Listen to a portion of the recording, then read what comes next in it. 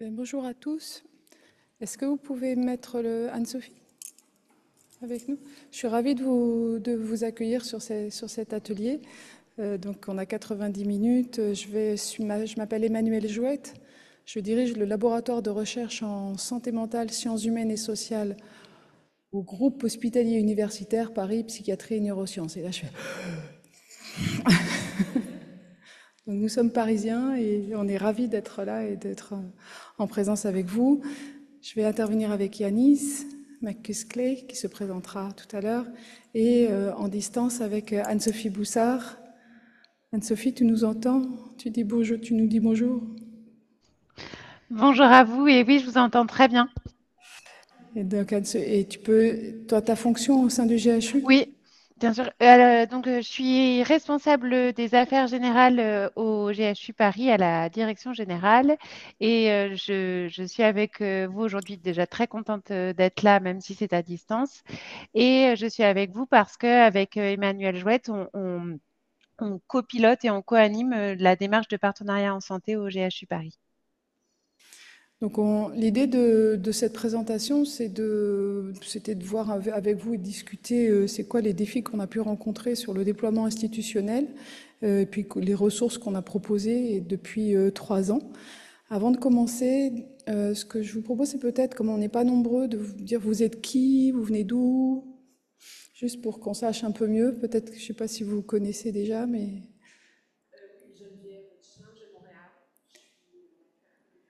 Et votre métier, c'est quoi? D'accord. Volet formation. Ok.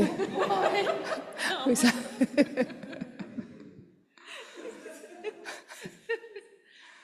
Bonjour, moi c'est Geneviève Leduc. Je suis part aidante à l'organisme Accessible SMT à Montréal. C'est un organisme de retour à l'emploi en santé mentale. Ok. Puis je suis aussi,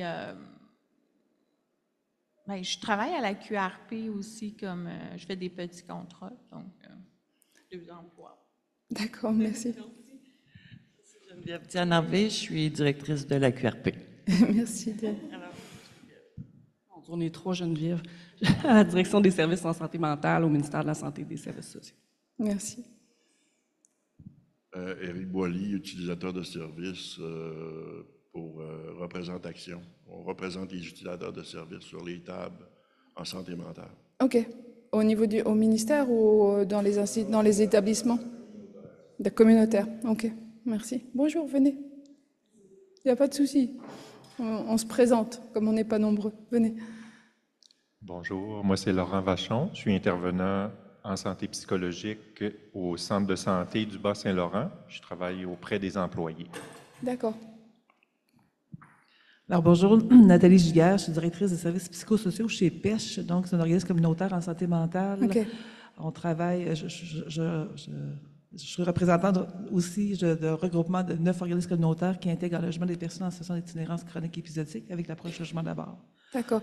On s'était déjà rencontrés ou pas la dernière fois que j'étais venue, parce que j'étais passée chez vous? Oui, ah bon. Je ne sais pas si vous étiez là il y a 5-6 ans.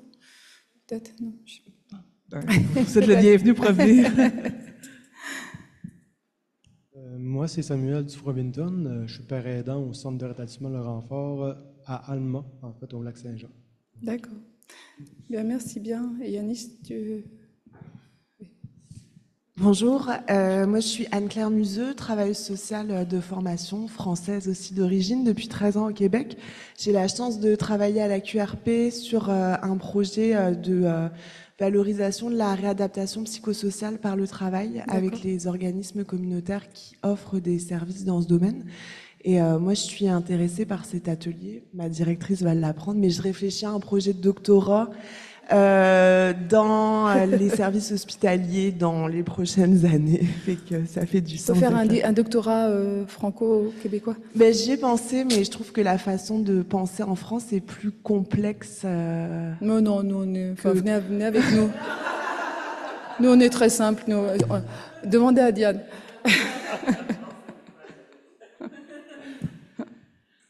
Donc, du coup, vu que j'ai le micro, Yanis Makleski, père praticien en santé mentale, parce que je viens de Suisse, et en Suisse, on parle ça par le père praticien, et actuellement, depuis 5 ans et quelques, collaboratoire de recherche en santé mentale, sciences humaines et sociales, essentiellement sur les questions de formation au sens très large, qui tendent plus aujourd'hui à l'accompagnement au changement, et donc notamment sur le partenariat dont on va parler là. Donc dans l'atelier, on voudrait faire une petite 40-45 minutes de vous présenter un peu ce qu'on a fait, comment on s'y est pris, à 3 voix, et les 45 minutes qui restent, on s'était dit qu'on pouvait faire des petits groupes pour discuter, que vous échangez sur vos défis à vous et les obstacles, les facilitateurs, ce que vous avez trouvé, puis on collecte après ensemble pour avoir une restitution. Ça vous va comme ça? Et on s'est dit qu'après notre présentation, si vous avez envie de faire une pause, on pourra la faire, on verra dans quel état on est. C'est toujours bien d'avoir la possibilité de le faire.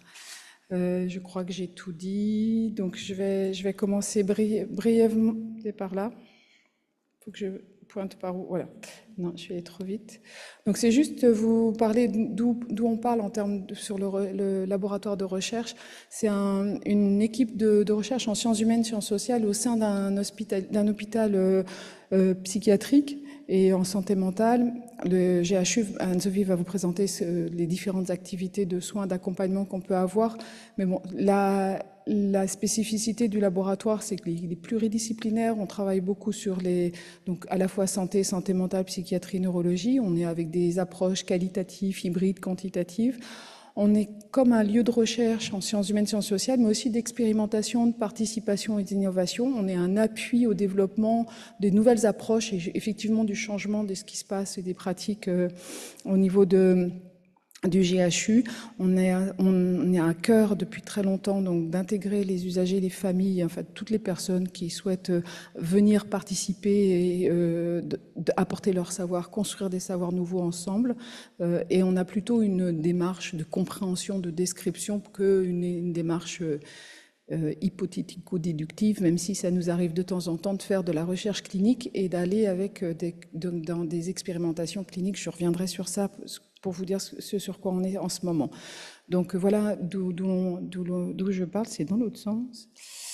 Les 4 axes, on est sur la promotion, la prévention en santé, la participation et l'engagement des usagers, des personnes, la formation, l'éducation, l'apprentissage tout au long de la vie. Cet axe, il est particulier notamment parce que moi j'ai été embarquée dans ce laboratoire avec une recherche européenne sur l'apprentissage tout au long de la vie. Et j'ai un doctorat et je suis chercheuse en sciences de l'éducation et de la formation. Donc c'est pourquoi il y a cette prévalence-là.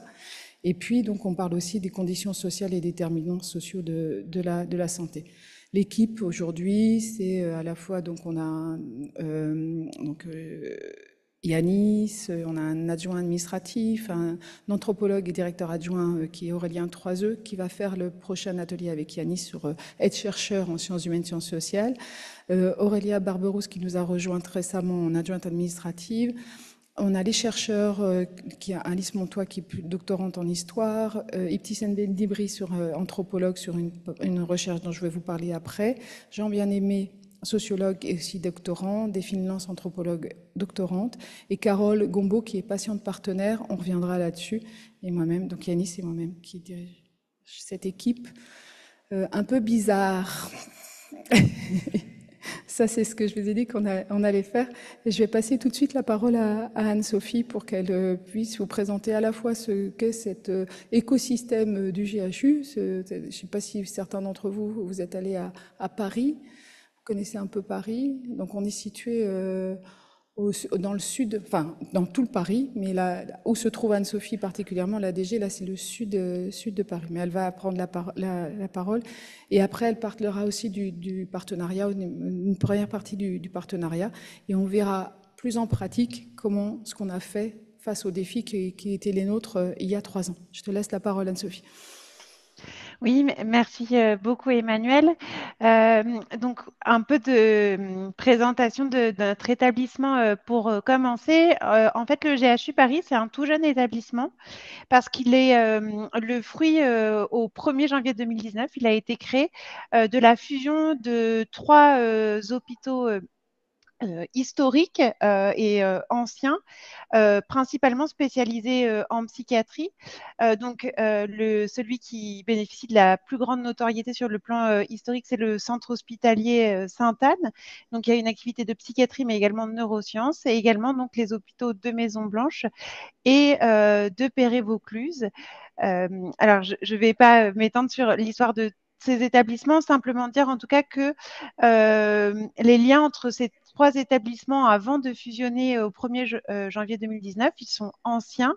C'est plus d'une dizaine d'années et en fait, le regroupement a vraiment été initié au début des années 2010 par la mise en place d'un projet médical commun entre ces 3 établissements. Et donc, la fusion, elle a vraiment été motivée par les communautés médico-soignantes de ces 3 établissements, voilà, au profit de l'offre de soins au service des Parisiens, et particulièrement en psychiatrie. Slide suivante. Donc, comme je l'ai dit, on a donc une activité en psychiatrie. Je ne sais pas si vous le savez, mais en France, la psychiatrie est sectorisée. Donc, on est soigné en fonction de là où on habite. Et donc, le GHU Paris dessert une très grande majorité de la capitale, à l'exception de 6 arrondissements. Et on a des sites d'hospitalisation qui sont répartis dans la capitale. Donc, le site Sainte-Anne, qui est le plus important en termes de taille, mais également des sites au nord de Paris qui sont en fait notamment les sites de l'ancien EPS Maison-Blanche, voilà, qui est historiquement très éclaté dans la capitale. Donc, on a des sites hospitaliers, mais on a également une offre ambulatoire très importante puisque 80% de notre file active est suivie exclusivement en ambulatoire, et donc cette offre se fait dans les centres médico-psychologiques, les CATTP et les hôpitaux de jour. Et dire aussi que donc on a une activité d'addictologie sur le site Marmottan et sur le site Sainte-Anne. On a une activité en neurosciences, donc neurologie, neurochirurgie, neurophysiologie, ce qui est sur le site Sainte-Anne et qui est historique. Et enfin, on a des structures médico-sociales alors qui sont situées en dehors de Paris, à Neuilly-sur-Marne et à Perret-Vaucluse. Voilà. Et effectivement, notre particularité, c'est cette alliance entre psychiatrie et neurosciences. Et donc, on dessert 2,2 millions de Parisiens. Slide suivante. Donc, quelques chiffres clés, je l'ai dit. Donc, on a été créé au 1er janvier 2019. On prend en charge un Parisien sur 35. Donc, j'ai dit plus de 80% qui étaient suivis exclusivement en ambulatoire, et c'est 85%. On offre une prise en charge en neurosciences, j'en ai parlé également. On est 5400 professionnels au GHU Paris. On a un budget de 536 millions d'euros et on a un peu moins de 2000 lits et places. Voilà. Et notre file active en psychiatrie, c'est important de le dire, elle est de 61 000 patients par an. Slide suivante. Alors, au GHU Paris, donc ça a été un des actes fondateurs de notre création, c'est que on a, au moment de notre création, enfin, quelques mois plus tard, on a mis en place un projet d'établissement avec un cap, celui de permettre à chacun d'accéder à la meilleure offre de soins adaptée à sa situation aujourd'hui et demain, tout en offrant aux professionnels un environnement de qualité. Dit autrement, c'est prendre soin des patients et prendre soin de ceux qui prennent soin des patients, à savoir les professionnels. Au moment aussi de la mise en place de notre projet d'établissement, donc pour 2021-2025, on a fait un travail collectif de définition de nos valeurs, et donc on a interrogé les professionnels, mais également les usagers, nos partenaires, sur ce qu'étaient les valeurs du GHU Paris. Et donc, elles sont 3: bienveillance, proximité et innovation. Et notre projet d'établissement définit un cap clair avec 4 objectifs. Développer le partenariat patient, et donc c'est tout l'objet de notre présentation aujourd'hui. Attirer et fidéliser les professionnels au sein du GHU Paris. Effectivement, en France, on a un enjeu important avec des fortes tensions sur les métiers du soin. Et donc, c'est vraiment un enjeu très important pour nous, voilà, d'offrir les meilleures conditions de travail et qualité de vie aux professionnels et de faire en sorte de leur offrir un environnement où ils puissent s'épanouir, progresser et rester. Devenir un hôpital durable. En tant qu'hôpital, on a un gros consommateur énergétique et donc on souhaite, à notre niveau et à notre échelle, participer à la transition énergétique et impulser et soutenir les innovations. C'est vraiment là les innovations dans tous les domaines. Donc, bien sûr, les innovations dans le soin, la recherche, mais aussi également au niveau technique, je pense notamment à l'intelligence artificielle, ou au niveau également organisationnel. Slide suivante. Slide suivante. Donc ça, Emmanuel, je vais te laisser en dire un mot. Oui, donc lorsque en 2019, en fait, donc, le GHU commence à se créer, il faut savoir qu'on est donc il y a eu un gros travail de mise en place de fusion. C'est au niveau administratif, mais aussi dans les pratiques.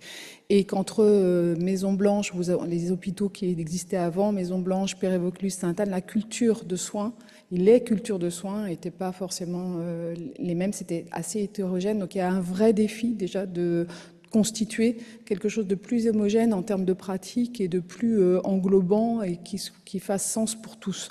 Et surtout que chacun des patients ou des malades, des usagers, qu'ils soient dans le nord de Paris ou au sud, et reçoivent la même offre de soins puisqu'on est un service public. Donc, il y avait ça. Savoir aussi que on arrive à peu près, quand le projet d'établissement est en train d'être travaillé, le Covid arrive. Donc, ça ralentit, tout est ralenti, etc. Et en fait, on commence à reprendre la main peu prou sur le projet à partir du moment, enfin, dans 2020 à peu près. Et donc, l'idée, c'est donc il y a un terreau très favorable sur le partenariat en santé. On reviendra peut-être là-dessus. On a déjà eu des expériences pour les pères aidants, qu'on appelle nous des médiateurs de santé père. On a le secteur en addiction qui a des accueillants depuis une trentaine d'années avec la réduction des risques et des dommages qui sont présents. Il y en a une dizaine déjà présents. Donc, il y a l'éducation thérapeutique du patient qui inclut des patients experts à l'intérieur des programmes. Donc, on sent qu'il y a quand même une appétence, en fait, et une possibilité de faire quelque chose. Mais on avait énormément de défis et ils ne sont pas tous dépassés et aboutis en tous les cas, mais c'est un peu ce que on veut vous présenter là.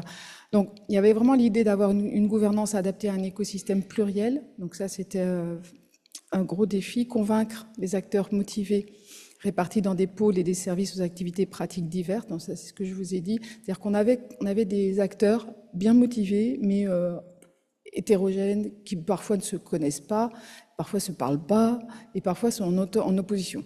Donc, c'est comment on fait. Donc, il y avait l'idée de trouver des axes structurants qui rassemblent le plus grand nombre, appuyer la maîtrise des compétences au niveau terrain. Donc, c'était comment on va faire en sorte pour que les professionnels et à la fois aussi les patients puissent se doter de savoir et de compétences sur le long terme et puissent mettre en place réellement ce partenariat en santé, créer des espaces de partage et d'apprentissage pour tous, diffuser la culture et évaluer pour une transformation globale qui dure. Donc ça, c'était ces défis-là, quand je vous les pose comme ça, c'est a posteriori, c'est 4 ans plus tard. C'est-à-dire que quand on embarque, on les a pas, c'est pas aussi clair que ça, mais c'est vraiment a posteriori. Et les premiers composer une gouvernance, ça venait particulièrement de mes allers-retours avec Diane et ici, parce que depuis que je connais Diane, et ça fait longtemps, j'ai toujours entendu dire, en fait, on n'a pas de changement si on ne change pas les organisations. Et donc, il y avait vraiment, pour moi, quand on a commencé à travailler là-dessus, cette attention particulière, et c'est toujours le cas, mais il y a vraiment de dire comment... Donc, il y avait l'idée de poser une gouvernance complémentaire à celle qui existe déjà et que Anne-Sophie va vous présenter maintenant. Ça va, c'est clair? Anne-Sophie, c'est à toi. Oui, tout à fait. Alors, donc la démarche de partenariat en santé, donc on a qui est venue au moment du projet d'établissement et donc qui est vraiment un objectif phare du projet d'établissement et donc qui est très inspiré du modèle de Montréal, notamment. Comme Emmanuel le disait, du fait de ses nombreux allers-retours et du fait de sa participation au Québec sur ce modèle. Donc, c'est de promouvoir l'expression, la participation et la représentation des usagers à tous les niveaux de l'institution. Et donc là, on s'est vraiment appuyé sur l'arbre de Montréal, donc c'est-à-dire partenaire de soins, l'organisation des services et la politique de prise en charge, la formation et la recherche. Et donc, vous le voyez, on a fait notre propre arbre qui est issu donc, de celui du modèle de Montréal avec ses 3 niveaux, partenaire de soins, ressources et co-leader, co-élaborateur. Donc, patients, usagers, co-leaders, collaborateurs au niveau de la vie institutionnelle. Nos objectifs, c'était améliorer les parcours de soins des usagers en étant plus en adéquation avec leurs besoins et leurs attentes. C'était de soutenir leur processus de rétablissement des usagers, d'améliorer les relations soignants-soignés. Et plus largement, c'est vraiment l'idée que ce sont les usagers qui, par leur contribution, et en fait plus que ça, puisqu'on parle vraiment de codécision, de coparticipation, vont être la boussole de la qualité, de la pertinence de nos parcours de soins. Et c'est vraiment ça qu'on ambitionne. Et au début je vais revenir en arrière. Au début du projet, on a fait il y avait un important travail d'acculturation à faire parce que comme disait Emmanuel, on s'appuyait sur un terreau historique et donc avec un certain nombre de choses qui avaient été menées, mais qui étaient souvent en réalité menées à l'échelle d'un service, d'un pôle et qui n'étaient pas nécessairement partagées sur l'ensemble du territoire. Or, effectivement, l'enjeu, vous l'avez vu, on a une carte, on dessert tout pareil. L'idée, c'est évidemment d'offrir le même service à un Parisien, quel que soit là où il soit pris en charge. Et donc, il y a eu vraiment un travail de formation, de sensibilisation à ce modèle du partenariat en santé. Et donc, c'est notamment dans ce cadre qu'on a fait le motion design qui a pour objectif de présenter aux professionnels du GHU Paris ce qu'est le partenariat en santé, parce que quand on a fait le projet, c'est bien là ce qui nous a semblé être le premier pas à faire, c'est-à-dire vraiment sensibiliser, diffuser cette culture qui est encore une fois avec un terreau favorable, mais de manière inégale sur le territoire. Slide suivante. Donc, tu l'as dit, Emmanuel, et effectivement, c'est quelque chose qui tenait beaucoup à cœur, c'est celle de mettre en place une gouvernance ad hoc, donc une gouvernance qui était, ou comme on dit parfois chez nous, une comitologie, voilà, dédiée à ce projet de partenariat en santé, à préciser que cette comitologie et que les instances qu'on a mis en place, elles étaient complémentaires des instances réglementaires qui sont celles d'un hôpital voilà, où il y a un conseil de surveillance, un directoire et des instances représentatives du personnel non médical, du personnel médical, des usagers. Voilà, parce qu'il y a au sein des instances hospitalières, au sens réglementaire, des commissions des usagers. Donc, ce qu'on a mis en place, c'était vraiment complémentaire à ça. Et donc, le premier point de vigilance, c'était d'être vraiment dans des compositions pluripartite et de vraiment mettre autour de la table tous les acteurs. Donc, bien sûr, les professionnels médicaux, les professionnels paramédicaux, les représentants des usagers qui siègent dans les instances réglementaires de l'hôpital et aussi, et ça c'est à souligner, on a recruté au moment de la mise en place du projet en avril 2021 une patiente partenaire et une proche partenaire donc, qui faisaient partie de ces instances. Et les pères aidants professionnels, enfin 1 ou 2 pères aidants professionnels qui étaient déjà en poste à l'époque au GHU Paris ont intégré ces instances. Donc, c'était vraiment important pour nous d'avoir cette pluralité de composition, puisqu'on est bien dans cette notion de partenariat. Et donc, on a 3 niveaux en fait d'instances. On a une task force, alors dont la composition est un peu moins pluripartite, mais là, l'enjeu de cette task force, elle est principalement composée de direction support de l'hôpital.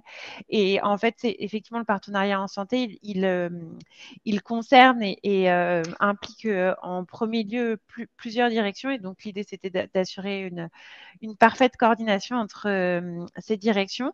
Un comité de pilotage donc, qui donne les orientations à notre démarche de partenariat en santé et suit sa mise en œuvre et qui se réunit 3 à 4 fois par an, et un comité stratégique qui était une instance alors qui se réunit un peu moins une fois par an, et voilà, qui a pour objectif, qui est composé en fait aussi de personnalités extérieures, et là dont l'objectif était aussi de faire rayonner la démarche sur notre territoire parisien, et puis aussi de pouvoir l'enrichir de point de vue justement de personnes qui ne travaillent pas au GHU Paris.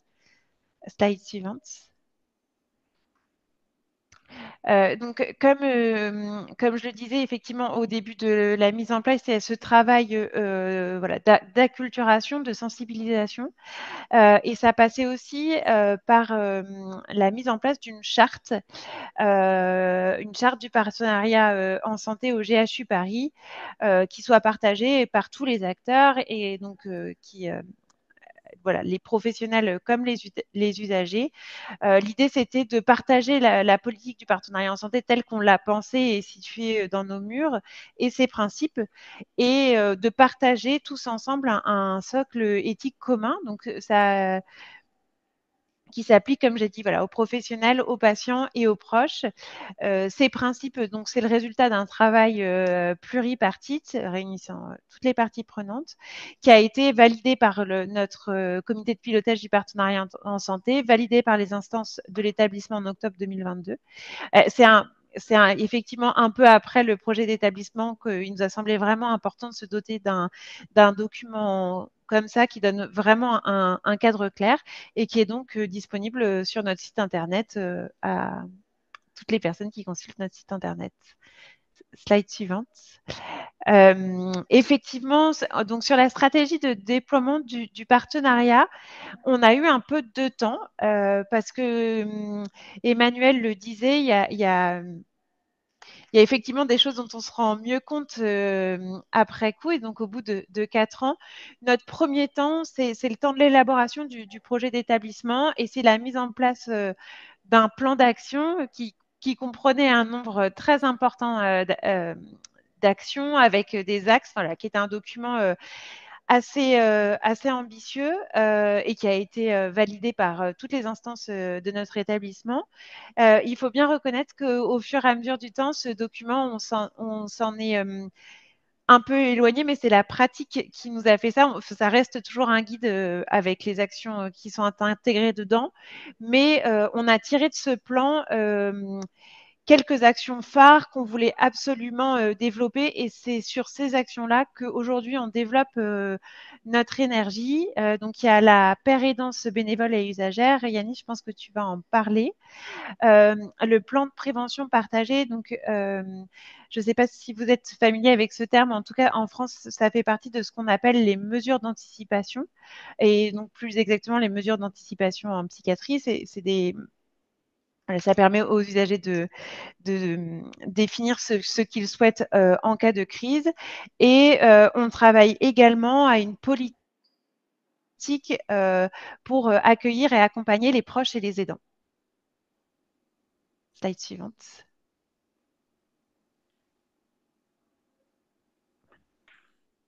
Donc, sauf erreur, merci Anne-Sophie. Je crois que je reprends la main à partir de là. C'est ça, tout à fait. Donc, effectivement, maintenant, dans ce contexte-là, la question, en fait, pour nous, ça a été qu'est-ce qu'on met en pratique, sur quels axes, parmi ceux qu'on a identifiés, est-ce qu'on va mettre notre énergie en premier. Le tout premier qui a été identifié très, très vite et qui fait sens à mes yeux, c'était un aspect de formation au sens large ou de sensibilisation d'information. En fait, si on prend partenariat en santé, ça veut tout et rien dire. Si on dit juste aux personnes, on va faire du partenariat en santé, ben, ça peut être servir du café, ça peut être monter sur l'Everest, on peut mettre ce qu'on veut derrière. Donc ça a été important pour nous de commencer par voilà, offrir en l'occurrence un dispositif de formation léger, sachant que nos équipes sont très saturées, mais qui puisse voilà, notamment clarifier ce qu'on entend par là. Donc voilà, dans les objectifs de cette sensibilisation, ce que je vous ai mis là, c'était assurer une compréhension partagée en fait d'à peu près tout le monde sur ce que signifie partenaire en santé et aussi tout ce que par la littérature, par les expériences, tous les leviers, tous les moyens qui ont été identifiés pour faciliter, permettre, encourager le développement de cette approche. Donc ça, c'était un aspect vraiment important et ce dispositif, en fait, on s'est beaucoup basé sur des séquences vidéo. Donc on a profité pour aller interviewer des tas de personnes, à la fois des personnes au sein du GHU en termes de direction pour pouvoir montrer qu'il y a un élan, en fait, il y a une demande, une attente de la part de la direction, c'est pas juste voilà, un truc à la mode, il y a vraiment un engagement de la part de la direction. De la part de... on a filmé aussi un certain nombre de personnes en un sens qui pratiquaient déjà de certaines façons une approche partenariale et pour pouvoir montrer, effectivement, comme ça a été dit plus tôt, ça ne sort pas de nulle part, ça vient dans une continuité. On ne vient pas vous présenter quelque chose qui... Voilà. Il y a beaucoup de choses qui se font déjà. L'idée, c'est de les étendre, c'est de les encourager, c'est voilà, d'approfondir quelque chose. Donc ça a été important de voilà, pas juste venir avec des points de vue extérieurs sur ce serait bien de faire ça, mais dire, voilà, vous faites déjà plein de choses extrêmement intéressantes et on veut les mettre en valeur. Et en fait, la troisième catégorie de personnes qu'on allait chercher, c'est des experts nationaux ou internationaux pour pouvoir parler de différents sujets plus précisément. En fait, voilà. J'ai ajouté dans les objectifs insuffler un élan, parce qu'à mes yeux, il y avait beaucoup de cette question-là de à la fois dire c'est un engagement, la direction veut aller dans ce sens-là, mais en même temps de donner envie aux personnes alors même s'il y avait des gens motivés, de pousser cette envie et pas, idéalement, vu c'est un travail à long terme, on ne se retrouve pas à tirer très concrètement les personnes en disant « Allez, encore un pas, tu vas y arriver », mais plutôt que les personnes soient intéressées. Ce qui a très honnêtement fonctionné, puisque pour l'instant, ces formations, comme la plupart des axes qu'on a développés, partent sur le volontariat, et donc c'est des services qui le veulent, c'est des gens qui sont intéressés.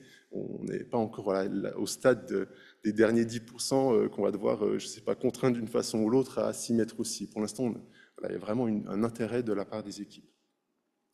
Concrètement, j'ai mis en termes de méthodologie, vu la taille et le nombre de salariés, l'idée étant qu'on puisse former l'ensemble des salariés, il y avait un défi de comment est-ce qu'on s'adresse à tous ces salariés.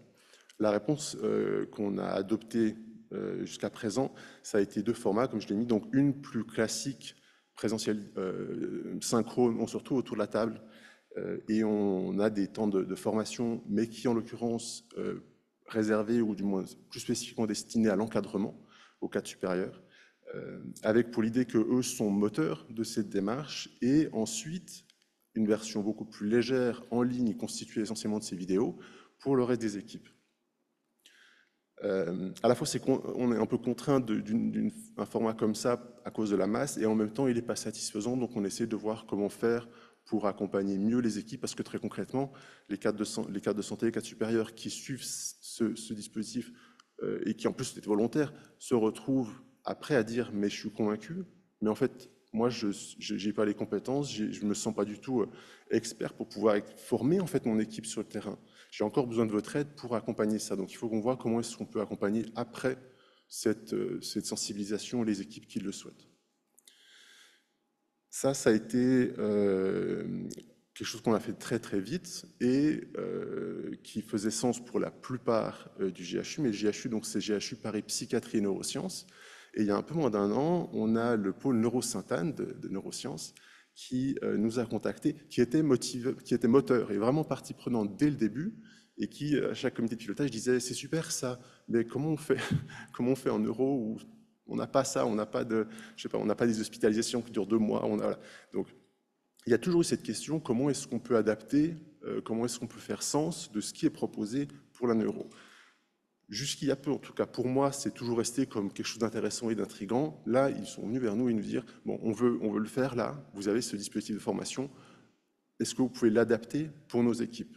Et donc, ça a été un travail qui est encore en cours. Hein, on est même au début, si je peux dire, de transposition de ce dispositif qui, très naturellement, parce qu'on vient de la psychiatrie, est fait dans les termes, dans le contexte psychiatrique, avec des intervenants de la psychiatrie, etc., à un contexte de neuro. Un contexte de neuro que, personnellement, ayant été, on a la formation originelle pour la psychiatrie, on a été 2 à la créer. Ma collègue est partie. Là, on est de nouveau 2 sur. Concrètement, on est psychiatrie. Moi, je découvre la neuro. Vraiment, j'avais aucune idée. Très honnêtement, je pensais ça doit être parfait en neuro parce qu'il n'y a pas le trouble psy, donc ils ne vont pas questionner la parole des gens. Donc c'est sûr qu'il y a de la collaboration, du partenariat. C'est pas si simple, mais bon. Donc il y a tout un travail qui est en train d'être fait en partant d'un diagnostic, qu'est-ce qui fonctionne, et puis on est en train de concevoir un dispositif qu'on va ensuite expérimenter, et puis voilà, par itération, essayer de trouver quelque chose qui convienne. Il faudrait une grande horloge parce que j'ai l'impression qu'on parle beaucoup trop, ou en tout cas moi. Ça va. Ok, allez, hop. Pérédance professionnelle. Autre axe assez évident, la pérédance professionnelle, quelque chose qui, comme ça a été dit, je ne sais pas dans quelle direction est-ce qu'il faut, hein, qui n'est pas une nouveauté. Ça a été dit, Marmottan, donc le centre d'Addicto, a des accueillants depuis très longtemps. Ce n'est pas propre à Sainte-Anne, l'Addicto a toujours été très en avance sur ça. Moi, donc je viens de Suisse. En Suisse, on avait on a toujours la fondation du Levant qui avait, ils appelaient ça comment, il y avait les internes et les externes. Les internes, en fait, c'était des patients qui étaient passés par le parcours et qui ensuite pris une licence, etc. Suit une formation, il n'y avait pas encore de formation, mais de santé père, pérédant ou autre. Donc je ne sais plus, c'était éducateur spécialisé, je crois qu'il faisait, et qui ensuite revenait travailler. Tout le monde savait très bien qu'ils étaient passés par là, ils se servaient de leur expérience, mais voilà. Donc c'était des prémices très claires de la pérédance professionnelle. Pareil à Marmottan. Et donc en 2012, cette première expérimentation des médiateurs de santé père en France, le site, l'hôpital de Sainte-Anne en tout cas, était un des sites qui a accueilli un des premiers médiateurs de santé père. Il y a eu un petit gap, je ne sais pas si vous êtes au courant de l'histoire, mais bon, voilà, après une première formation, ils ont essayé de voir qu'est-ce qui peut se faire, est-ce que ça fonctionne et tout, donc ils ont entendu un peu avant la deuxième, et donc à la deuxième, 2018, et à partir de là, ça s'est reproduit, et depuis chaque année, on a des médiateurs de santé père qui rejoignent le GHU. Donc, petit topo rapide, donc vous avez de nouveau la carte de Paris avec, en gros, la répartition actuelle des pères aidants professionnels. J'insiste souvent parce que comme je viens de Suisse, je ne suis pas médiateur de santé père, je suis père praticien, donc je te rappelle souvent que tout le monde n'est pas médiateur de santé père. Les accueillants de Marmottan ne sont pas médiateurs de santé père. Donc voilà. Donc on a 21 pères aidants professionnels, 9 qui sont effectivement accueillants, donc Addicto, Marmottan, 10 médiateurs de santé père, donc c'est la formation créée par le CCOMS. Il faut qu'on trouve une expression père aidant usager. Au final, un père aidant professionnel simplement qui est en train de suivre une autre formation que le CCOMS, en l'occurrence le diplôme universitaire à Lyon de père aidance, et une père aidante famille. Et on le voit, il y a en tout cas 2 postes vacants, donc voilà, il y a encore du développement qui est nécessaire. Tout ça, au fil des années et avec la taille du GHU, ça a entraîné forcément des tas de disparités. On voit la question de la rémunération, des statuts, mais aussi des instances qui peuvent se créer comme la communauté de pratique, une communauté de pratique qui s'est créée mais qui n'est pas forcément connue de tous. Voilà, donc avec à la fois, comme pour le partenariat, cette nécessité d'homogénéiser, si je peux dire, le panorama et en même temps de permettre une lisibilité à l'intérieur, c'est-à-dire à qui est-ce que je m'adresse, qui sont les interlocuteurs, qui fait quoi. Jusqu'il y a peu, il y avait une confusion énorme qui faisait concrètement qu'on je m'adresse à mon chef il a entendu parler d'eux, et je me retrouve à m'adresser à tout à fait une mauvaise personne, où là, tout le monde est un peu dispatché de tous les côtés. Pour répondre à ce genre d'enjeu, la formation Implicaire que j'ai créée il y a environ 4 ans, qui répond aux recommandations internationales de ne pas juste balancer les pères aidants dans une équipe et puis espérer que ça se passe bien, mais d'accompagner cette intégration. Donc, et je crois que j'ai mis une slide après, on verra. En tout cas, on en reparle dans le deuxième atelier de la matinée. Une formation qui accompagne les équipes à partir du moment de l'arrivée du père aidant, et puis pendant les mois qui suivent, pour s'assurer que tout le monde comprend de quoi il s'agit, aussi pour être un espace de négociation et de discussion et je pense que c'est extrêmement bénéfique. La parenthèse sur le bloc vert à gauche, donc comme c'est une expérimentation actuelle jusqu'à présent, c'est l'ARS donc qui finance les postes, le temps de la formation, il finance la formation et puis les 2 premières années de poste. Et après, l'idée, c'est que l'institution qui a recruté la personne prenne le relais. On a toujours au GHU, enfin, on a toujours eu des postes réguliers. Et cette année, on a eu la surprise d'être refusé. Les trois postes qui étaient proposés par le GHU selon la très bonne explication que en fait il fallait une répartition et qu'on n'était pas les seuls et qu'en fait le GHU ça se passe très bien, il y a déjà pas mal de pères aidants, pas mal de médiateurs de santé pères et donc ils voulaient donner leur chance à d'autres institutions de la région.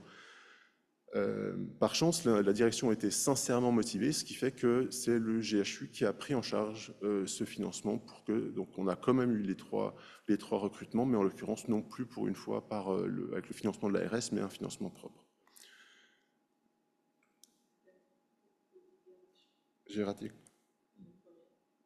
Alors c'est ce que je disais sur la nécessité d'améliorer une cohérence en fait sur les statuts et effectivement, ça a pu être fait, même si forcément ça a pu être fait en particulier sur le statut de médiateur de santé père, puisqu'il est plus ancien, plus appuyé.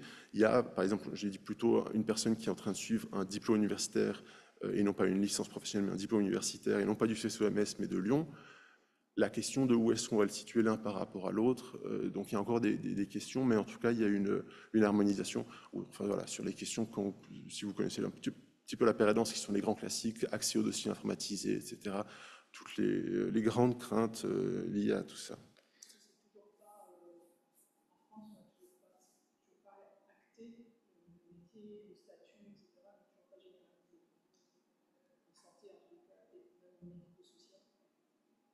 Le GHU a pris les devants en travaillant sur ça.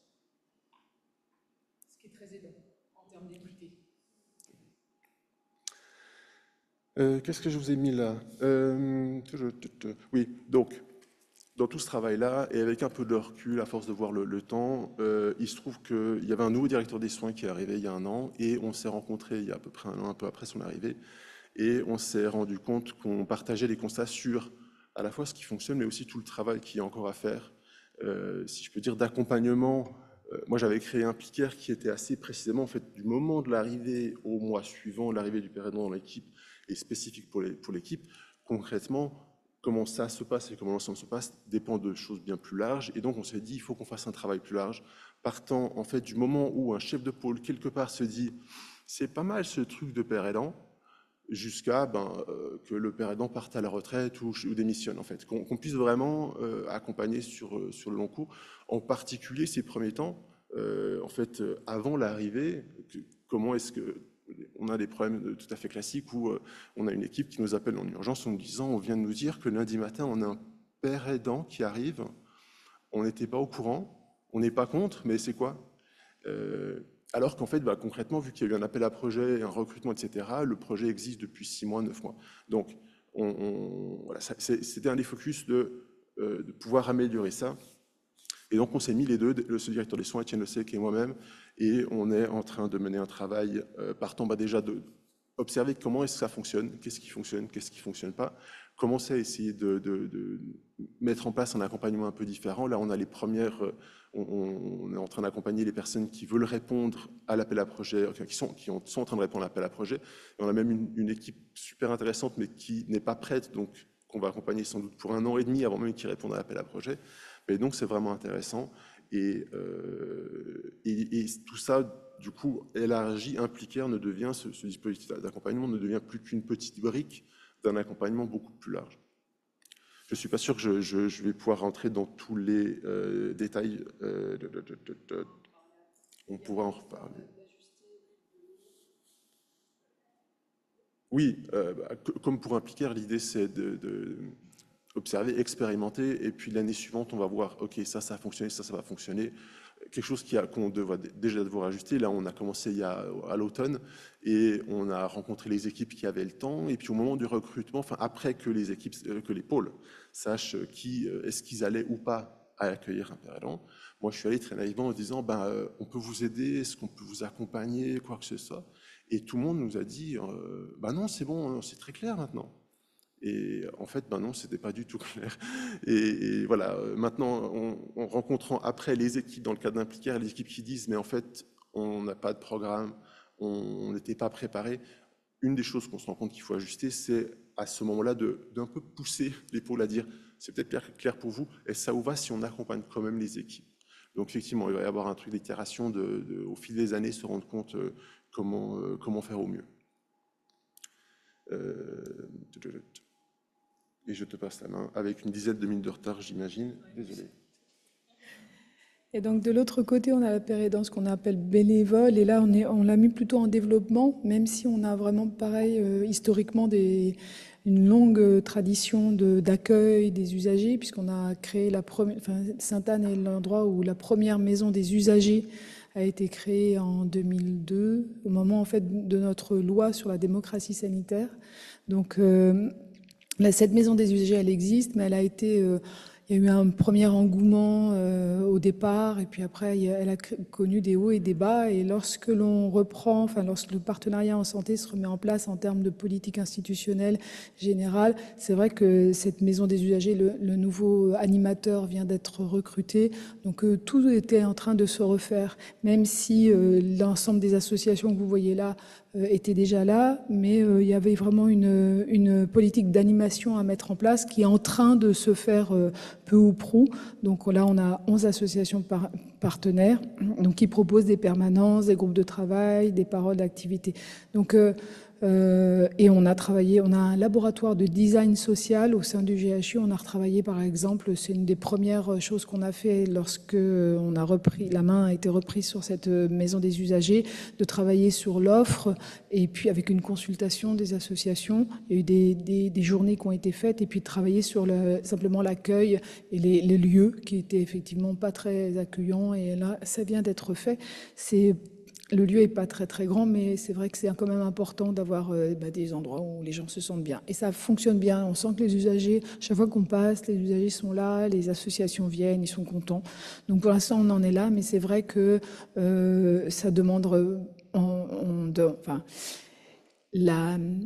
Il y a encore beaucoup de choses à faire et c'est possible d'avoir une politique d'animation au sein des services en lien avec la pérédance bénévole et beaucoup plus importante que ce qu'on est en train de faire. Donc il y a plein d'idées qui sont là, mais voilà. Pour répondre aux défis qui nous ont été posés, ce qui est clair, c'est que le fait d'avoir un laboratoire de recherche en sciences humaines, sciences sociales, particulièrement axé sur ces questions de partenariat, de pérédance, de savoir expérientiel, a été un plus. Et la recherche et l'évaluation participative également. Je vais aller très très rapidement, mais on pourra revenir là-dessus. Et donc, on a en ce moment, on conduit des recherches autour des plans de prévention partagés, donc comme on vous en a parlé, à la fois une recherche qui est nationale et on est terrain, et puis on fait une évaluation interne.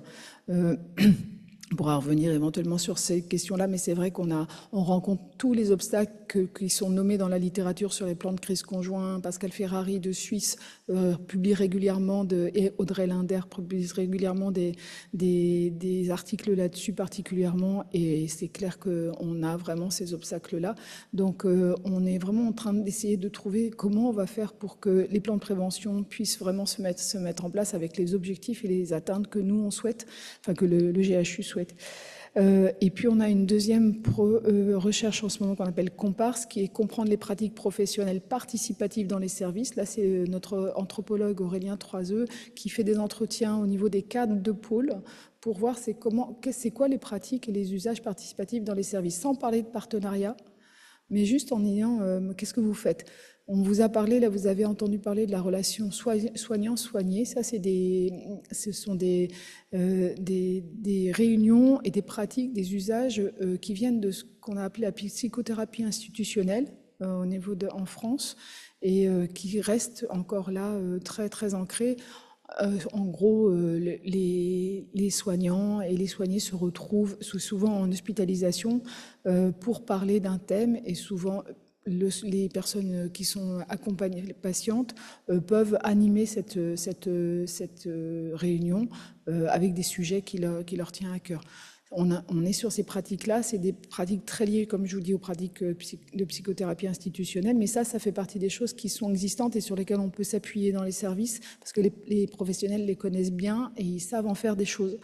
Mais il y a plein de choses qui se passent. On sait sans qu'ils nous le disent, sans qu'il se soit su et dit à la direction ou à l'encadrement, que un peu comme ce que tu disais sur les levants, là, c'est ça, des gens qui sont rétablis, des soignants qui s'entendent bien, leur font appel à eux pour dire est-ce que vous voulez pas venir animer, vous parler de votre expérience, etc. Tout ça est hors cadre, hors champ, c'est complètement informel, et peut-être que c'est très bien que ça le reste. L'idée, en fait, c'est qu'on ait quand même une visibilité de ça, et peut-être s'il y a des bonnes idées et des bonnes pratiques qui durent, pouvoir en fait s'en emparer avec toujours les obstacles et les défis de quelque chose qui se généralise et qui se déploie de façon harmonieuse sur tout le périmètre. Et puis une autre recherche qu'on a qui s'appelle Parole Onco France. Alors Parole Onco, ça vient du Québec, c'est Montréal, l'université de Montréal. De médecine je confonds toujours le Montréal à Québec, Montréal. C'est l'université de Montréal en médecine, à Montréal. Sur la question du partenariat, donc la Parole Onco évalue les effets des patients intervenant dans les parcours des personnes atteintes de cancer. C'est l'équipe de Marie-Pascale Paumé qui fait ça, etc. Et en fait, ils nous ont demandé, nous, d'être participants, le laboratoire, de participer à la même recherche en oncologie en France. Donc, on est GHU, il y a la PHP, il y a les hôpitaux civils de Lyon. On a 3 gros hôpitaux comme ça sur l'oncologie. Mais comme ils nous ont demandé, parce que moi, j'avais cette expérience sur le partenariat en santé avec Montréal, donc ils nous avaient identifiés comme étant des partenaires potentiels solides. Moi, j'ai dit, ce serait super intéressant d'ajouter oncologie, psychiatrie. Donc, on est à la fois laboratoire de recherche et on évalue l'étude qualitative, mais on est aussi terrain. Et on a, en plus, il se trouve qu'on a, ça c'est des choses, des petites choses de la vie, et un des pères aidants professionnels qui est en place depuis longtemps, depuis 2018 au GHU, et quelqu'un qui a un rétablissement en santé mentale, mais qui se rétablit aussi d'un cancer un cancer du sein. Donc Stéphane, c'est la bonne personne au bon moment. Donc il fait partie de cette recherche-là. Donc on est en train de la mettre en place.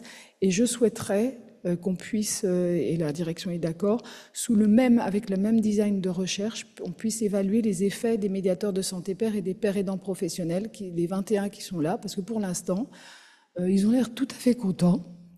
Mais nous, qu'est-ce que ça fait aux gens ? On ne sait pas. Donc, c'est vraiment l'objectif qu'on cherche à avoir avec la recherche. Je vais passer toute une ribambelle de slides. Encore, je pourrais vous les donner. Voilà, c'est Parole Onco, ça.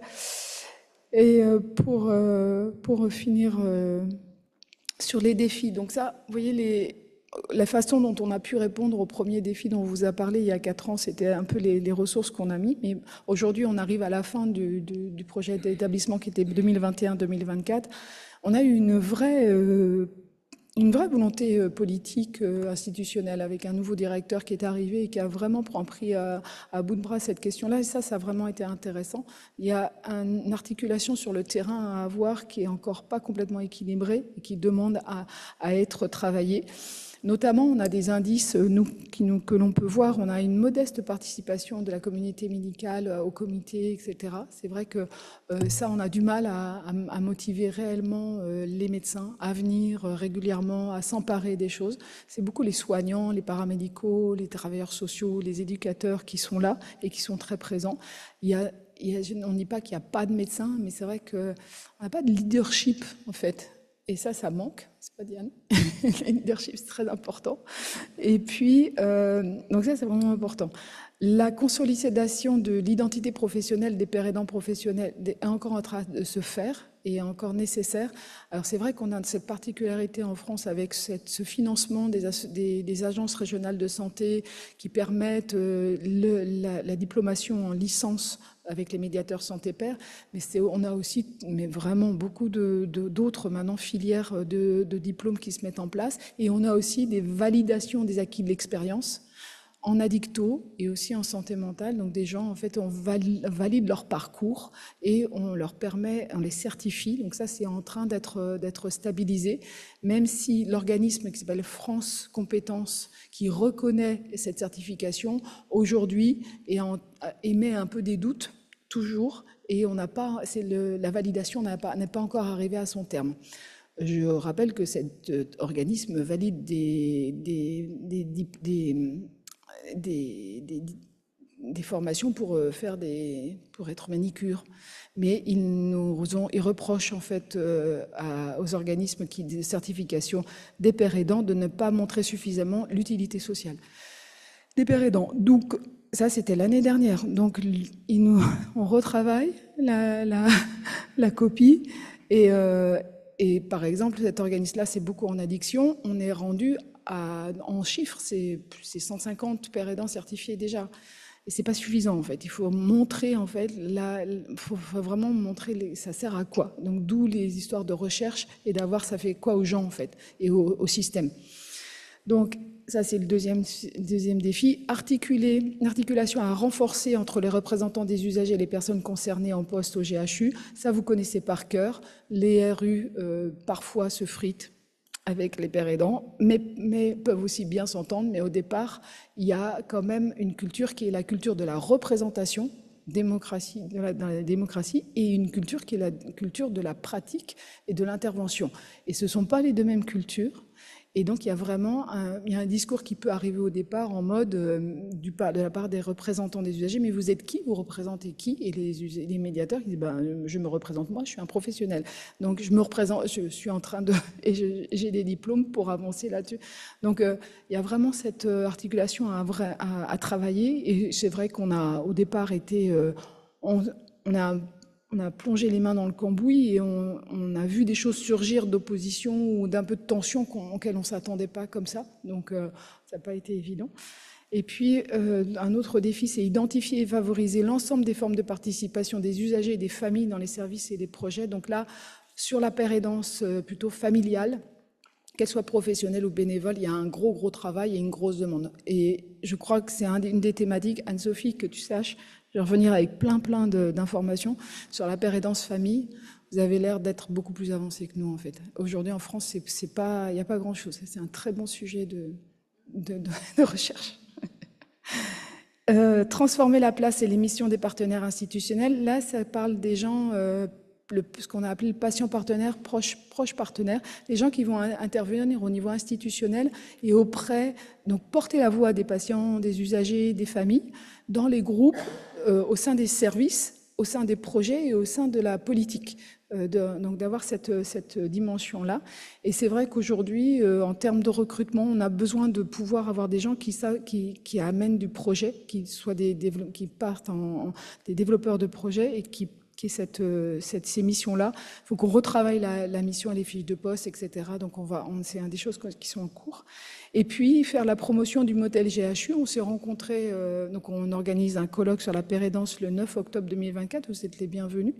Et puis, on participe, comme ici, à des conférences nationales et internationales.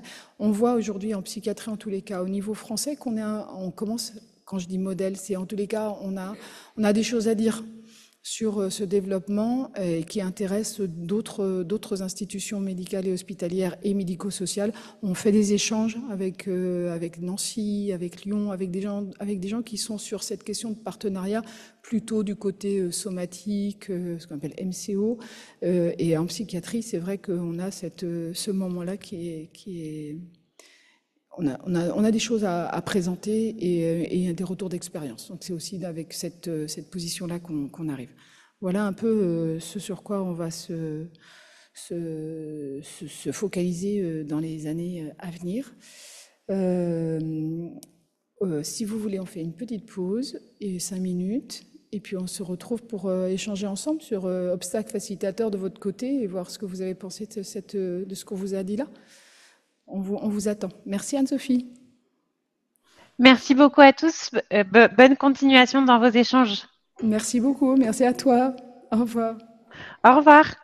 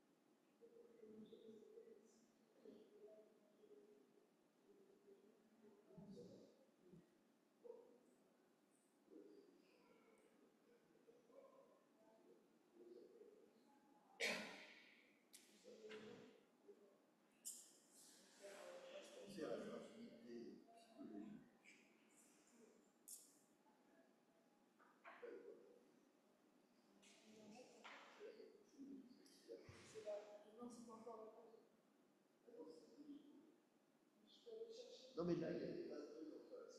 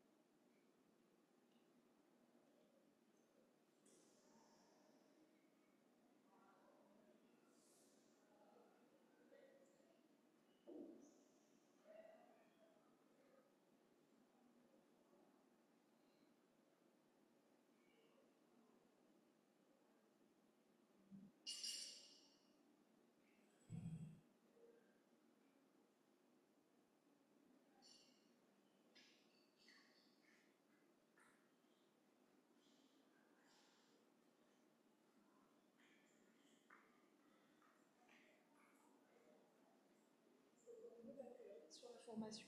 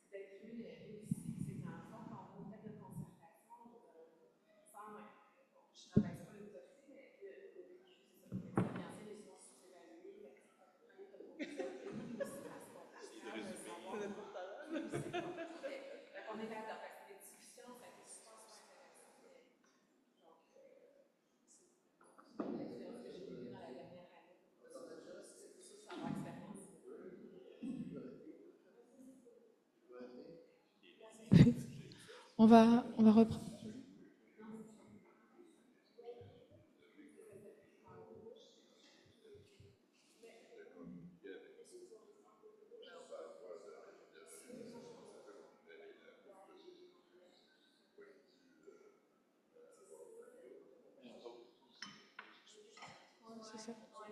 Ouais. On va reprendre sur ce que va faire venir les gens. On voulait vous mettre en petit groupe, mais en fait, on n'est pas beaucoup, donc on se dit qu'on va pouvoir se parler comme ça. Il y a les micros, on vous passera les micros. On va commencer c'est quoi vos réactions à ce que vous venez d'entendre et en quoi ça vous intéresse? C'est quoi les réactions là? Moi, on a dit un mot, mais c'est super. Moi, je suis nouvelle dans le milieu de la santé mentale. J'ai été dans le milieu de l'éducation pendant 20 ans, mais d'entendre comment ça se passe ailleurs, moi, je trouve ça super intéressant. Puis c'est pas on est meilleur ou c'est juste de comment ça se passe. Puis il y a des points que je pense que chaque individu vit dans son milieu, mais que nous, ça nous amène des réflexions. C'est vrai, comme je changer l'organisation, là, moi, ça m'a beaucoup parlé quand tu l'as dit. Puis donc, je donne la formation, pas juste à des intervenants, mais des gestionnaires. Puis c'est leur rappeler, c'est ma job un peu, leur dire, vous êtes important dans ce changement organisationnel-là. Merci beaucoup. Je ne sais pas si Geneviève se mange ou si tu... OK. On demandait, c'est quoi si vous avez des réactions là sur le... Vous voulez prendre la... Il y a un micro, allez-y. En fait, nous, la question qui nous vient, nous trois ici, si vous me permettez de parler pour vous trois, c'est concrètement sur le terrain, ça se vit comment? C'est quoi l'impact? C'est quoi les gestes?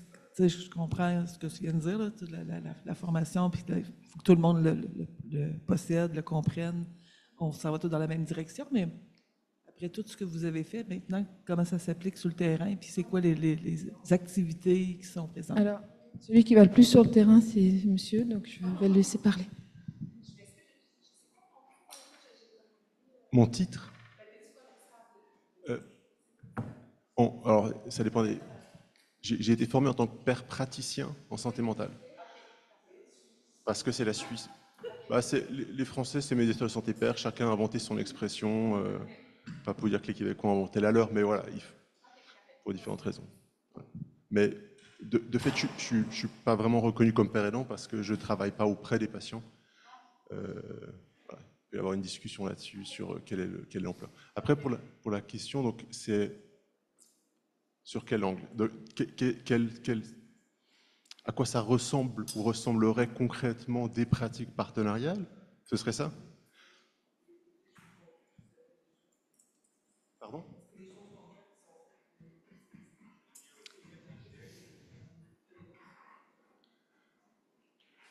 Alors, il y a plein de choses qui sont faites. Est-ce qu'on pourrait aller plus loin? Oui.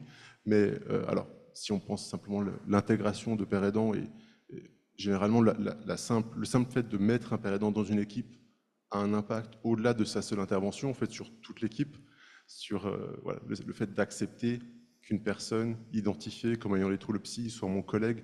Donc, ça a déjà des impacts. Un père aidant dans des réunions d'équipe va apporter une sensibilité, des questionnements très différents. Donc, il y a ce genre de choses. Après, si je pense à des aspects très concrets, notamment dans le dispositif de formation, on a essayé de répondre à ça, enfin de leur proposer des pistes. Parmi les pistes, il y a tout ce souvent les soignants veulent des outils concrets à appliquer. Il a été question des mesures anticipées. Donc, il y a ce qui est mesures anticipées, plan de crise conjoint, qui a toute une démarche derrière qui, en un sens, implique une relation partenariale. Si vous êtes au clair, en tout cas sur le plan de crise conjoint, c'est un support de négociation entre deux personnes. Et donc, c'est nécessaire de reconnaître la personne en face, le patient, l'usager, comme quelqu'un qui a une expertise, qui a droit à la parole, qui décide de ce qu'elle va faire. Voilà. Donc, je pense qu'il y a une grande partie des enjeux qui sont difficilement visibles parce qu'ils sont en termes de posture, en termes de relations. Je parle souvent auprès quel changement est-ce qu'il faudrait impliquer sur la posture, l'usage de soi, le dévoilement de soi. Dans quelle mesure est-ce que les professionnels s'autorisent à être aussi des êtres humains face aux patients et pas juste des instances professionnelles, des sortes de trucs abstraits voilà, c'est ce genre de mécanisme de défense, de mettre à distance que moi je veux voir, c'est de ne pas s'impliquer dans la relation est tout à fait compréhensible dans le sens où ils voient à longueur de journée des personnes qui souffrent et ils ne veulent pas se dire en fait ça peut m'arriver. Et le fait de voir un père aidant qui arrive dans l'équipe, donc quelqu'un qui était du côté de je suis hospitalisé et je suis à deux doigts de me suicider en fait concrètement, et qui arrive dans l'équipe, donc se dire c'est possible de faire ce chemin du côté des patients au côté de l'équipe, je pense que c'est fondamentalement déstabilisant pour les professionnels parce qu'ils se disent mais est-ce que ça veut dire que moi aussi, potentiellement, je pourrais faire le chemin inverse? Donc, je pense que c'est ce genre de changement-là dans les représentations, dans les postures, se reconnaître dans une relation potentiellement de père aidant, c'est-à-dire qu'il n'y a pas que les pères aidants qui ont un savoir expérientiel, qui ont vécu la maladie, il y a des tas de professionnels. Dans quelle mesure est-ce qu'ils se permettent de le dévoiler? Voilà. C'est pas très clair, mais je pense que c'est toute une myriade d'aspects comme ça. Et sinon, sur les services, on a par exemple des médiateurs de santé père qui sont dans des services d'accueil pour les jeunes adultes et qui travaillent avec, alors, il y a en ce moment un groupe d'accueil, d'entraide mutuelle un peu innovant, entre guillemets, chez nous, qui s'appelle la Maison Perchée. Je ne sais pas si vous en avez entendu parler. Ils ont commencé pendant le Covid au niveau numérique et ils offrent vraiment de l'accueil et de la pérédance pour les jeunes.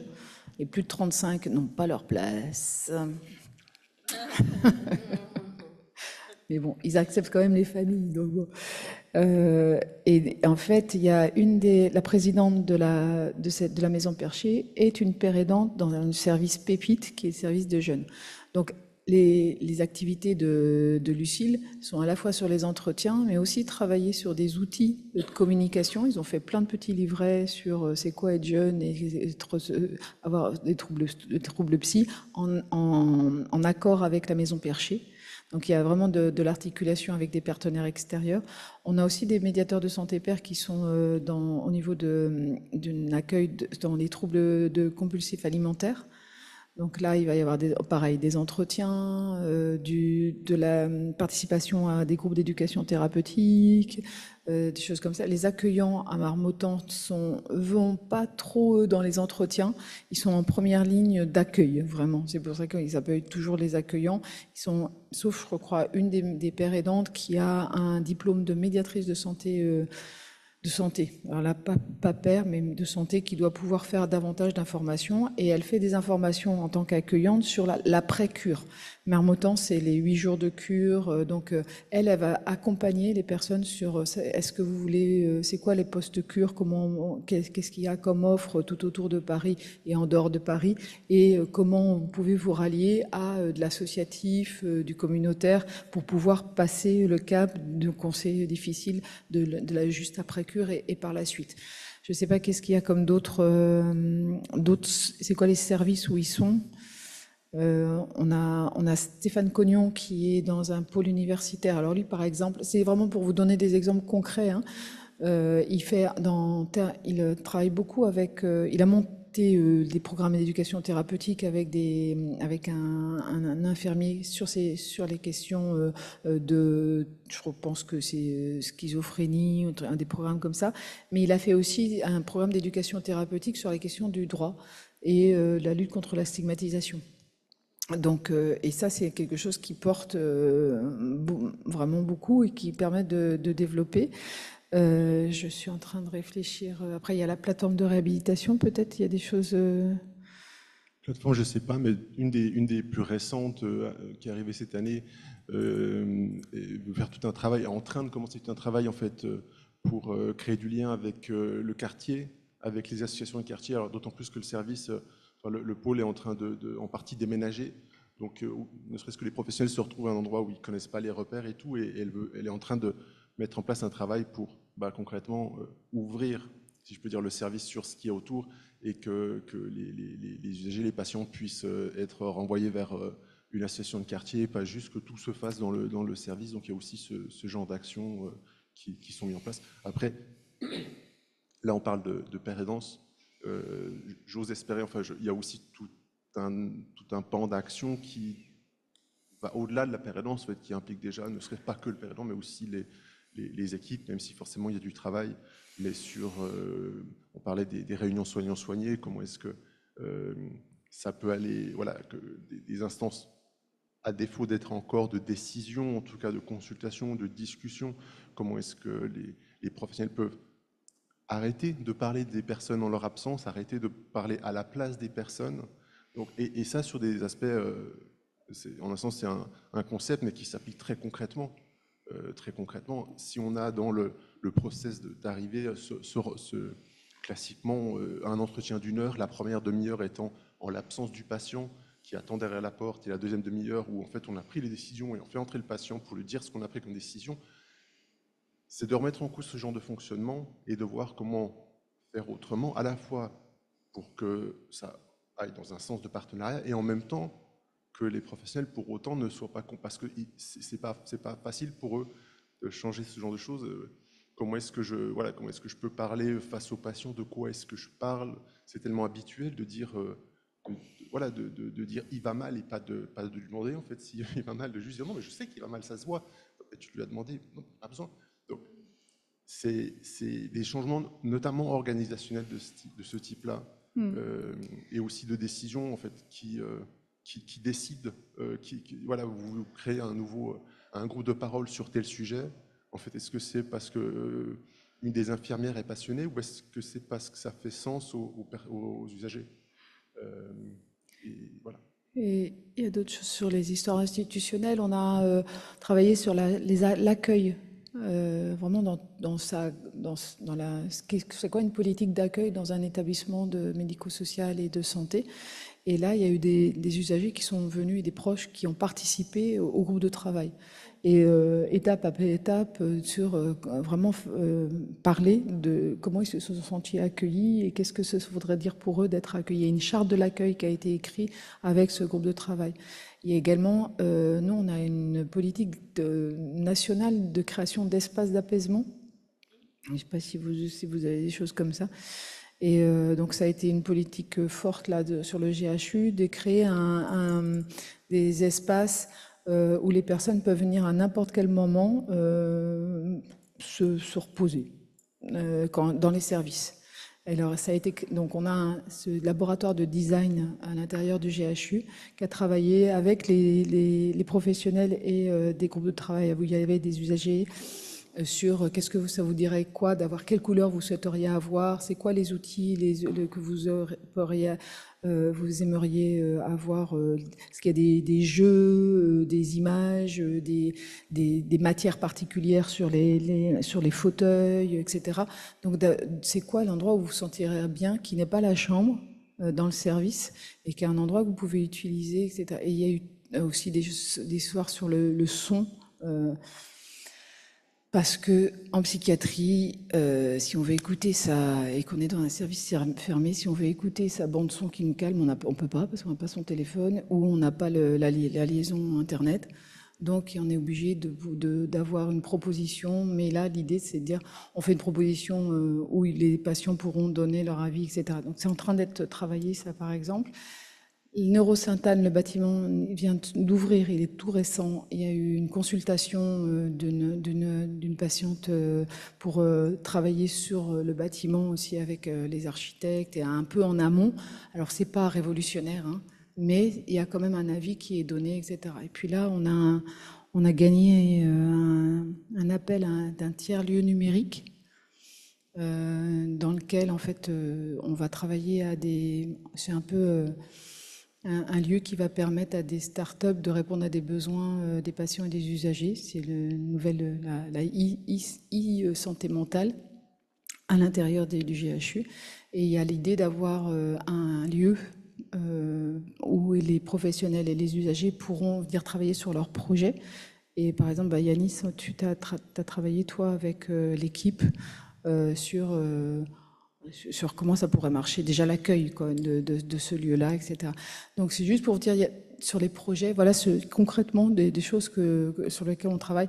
Il y a une politique de PREMS et de PREMS, de recueil donc des patients, c'est Olivier qui va m'aider, recorded outcomes, donc des mesures de satisfaction des patients et ressentis par les patients et mesurés par les professionnels.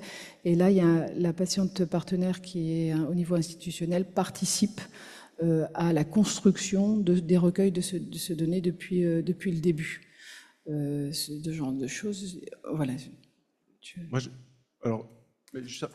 Et pour après, j'aimerais beaucoup savoir ce que vous avez comme expérience, qu'est-ce que vous avez pu voir qui va ou qui ne va pas dans ce sens-là, dans les institutions que vous avez pu croiser, quelle que soit la raison pour laquelle vous avez croisé. Mais avant ça. Merci. Moi, je vais revenir un petit peu en arrière sur ce que tu disais concernant le fait que quand un père aidant arrive dans une équipe, ça peut être déstabilisant pour les intervenants. Avec ma collègue Geneviève, on a donné une formation de 3 jours sur les notions de rétablissement à une équipe d'intervenants en santé mentale à Laval. Et un des constats, moi, qui m'a vraiment étonnée, c'est que quand on aborde toutes les questions des connaissances et des outils, les intervenants sont très à l'aise, mais qu'on rentre dans l'aspect du dévoilement de soi, du travail sur les émotions, sur les besoins. C'était des intervenants notamment qui étaient jeunes. Et en fait, ça leur a fait vivre énormément de déstabilisation. Ils ont eu l'impression qu'on allait les chercher comme trop loin, qu'ils rentraient dans un espace thérapeutique dans lequel ils n'étaient pas forcément confortables. Et pour moi, ça a été surprenant parce que je me dis qu'en tant qu'intervenant en santé mentale, au-delà de tes outils, c'est toi en tant que personne la première relation. Et si tu n'es pas en mesure de faire un travail d'accompagnement et d'introspection en continu sur tes affects et tes réactions, et que tu peux pas, j'allais dire, t'ouvrir le cœur et te dévoiler en tant que personne, bah, y a une distance qui s'opère, qui n'est pas forcément au service du rétablissement. Donc ça, c'est un premier constat que je vois qu'il y a un changement de culture à opérer, comme vous le faites dans vos différents projets, pour que les intervenants comprennent l'importance de remettre encore plus d'humain et de cœur dans les pratiques. Et en lien avec ça, moi, j'ai envie d'oser un exemple personnel. Je suis suivie en lien avec les enjeux de santé mentale que j'ai eu par le passé par une psychiatre. Et pour moi, la relation participative, elle s'opère notamment par le fait que c'est pas dans un hôpital. Pour moi, aller dans un hôpital, c'est très stigmatisant et anxiogène, et que ma psychiatre m'a toujours demandé à quelle fréquence je voulais la voir, des rencontres de combien de temps, et qu'elle pouvait utiliser des outils thérapeutiques très diversifiés, que ce soit avoir des huiles essentielles que je dois reconnaître au début de chaque rencontre, proposer des exercices plus physiques de relaxation, que je puisse lui écrire des courriels et qu'elle me réponde. Fait que c'est comme une accessibilité où j'ai l'impression d'avoir une relation d'équivalence, où je sais qu'elle va être là pour moi selon ce que j'ai besoin, quoi qu'il se passe. Et même si aujourd'hui je vais beaucoup mieux, j'avais comme la crainte qu'elle me dise bon bah maintenant t'es stabilisée, c'est plus nécessaire, puis ou de pouvoir me dire bah non, en tant qu'humaine tu vas encore vivre des éléments stressants dans ta vie, fait que je reste disponible. Pour moi, c'est un gage de sécurité pour la suite de mon parcours qui est vraiment inestimable et qui illustre bien, je trouve, la place de l'humain. Puis pour Paul, Cité, elle fait partie de Pêche, fait que je veux saluer le travail qui est fait par l'équipe de Pêche. C'est vraiment un immense cadeau, et qui a un chien aussi dans les locaux, que les locaux ils soient centrés sur la communauté avec des activités culturelles, artistiques, vraiment un tissage social qui fait que c'est un plaisir d'aller là plutôt qu'une peur de voir plein de gens en blouse blanche avec des murs beiges qui puent, pour le dire comme ça. J'arrêterai là, merci. Sur cette question tu disais d'équité ou d'être un égal, c'est une thématique très fréquente dans les discussions, une relation horizontale. Moi, j'ai cette image qu'une collègue en Suisse m'avait donnée, qui je trouve très très juste, c'est de dire, en fait, il y a toujours un aspect asymétrique dans la relation, concrètement. Là, le fait que je suis en train de parler avec un micro dans la main et que vous soyez en train de m'écouter, même si l'écart est minime, c'est pas horizontal. Et d'autant plus quand, si je suis psychiatre, payé pour être là face à un patient qui est en demande de soins, c'est pas horizontal. Il y a une différence. C'est pas positif ou négatif, c'est un fait. Mais je trouve vraiment intéressant de considérer la relation comme à la fois cette relation asymétrique, même si l'asymétrie peut s'inverser selon le temps, et en même temps, c'est à la fois un soignant face à un soigné, une psychiatre face à sa patiente, et en même temps, un être humain face à un être humain. Et c'est pas l'un ou l'autre. Et ne pas, souvent la tendance, quand on dit il faut être une relation horizontale, c'est de vouloir ignorer la symétrie, de vouloir en fait essayer de nier le fait que je suis un professionnel de santé, je dois pointer, voilà, j'ai des horaires, pour faire comme si on était juste deux potes en train de discuter. C'est important de ne pas nier ça et de ne pas non plus nier que je suis aussi un être humain face à un être humain, je ne suis pas juste un professionnel face à un patient. Et je trouve que cette relation, double relation permet de refléter quelque chose d'un peu, voilà, qui fait sens à mes yeux. Après, sur les exemples, est-ce que vous avez d'autres illustrations de ce qui a pu bien se passer ou moins bien se passer, de choses que vous avez pu voir sur une relation partenariale, un fonctionnement, une organisation qui irait ou pas du tout dans ce sens?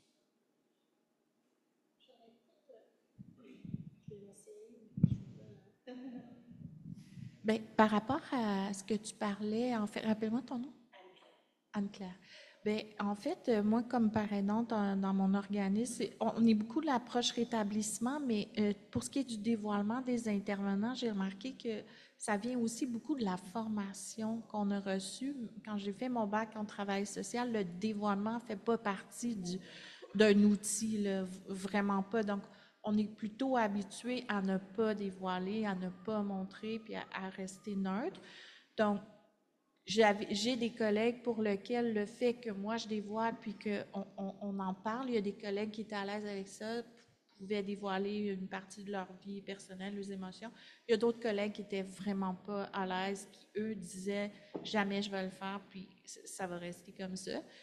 Mais je pense aussi, moi je respecte ça, puis j'aime bien aussi ne pas nier là, la relation qui est pas d'égal à égal en partant, d'essayer d'en prendre conscience, parce que même les intervenants au travail, on est beaucoup comme, on veut une relation horizontale, oui, mais c'est une certaine utopie, tu sais, de nier qu'elle n'est pas tout à fait horizontale. Puis pour ce qui est... bien, en fait, j'avais une question par rapport, vous aviez parlé que l'implication au niveau médical, si on pourrait dire plus des psychiatres et tout ça, était moins importante. Puis, je voulais voir comment vous pensiez travailler ça. Ben, c'est une très bonne question. Je sais que c'est une très bonne question. Mais aussi, dans mes interventions, puis avec les médecins que j'ai eus aussi, ce que je me rends compte, c'est que oui, il y a la formation, mais oui aussi, il y a l'approche et le médecin lui-même, comment il voit beaucoup le... Ouais.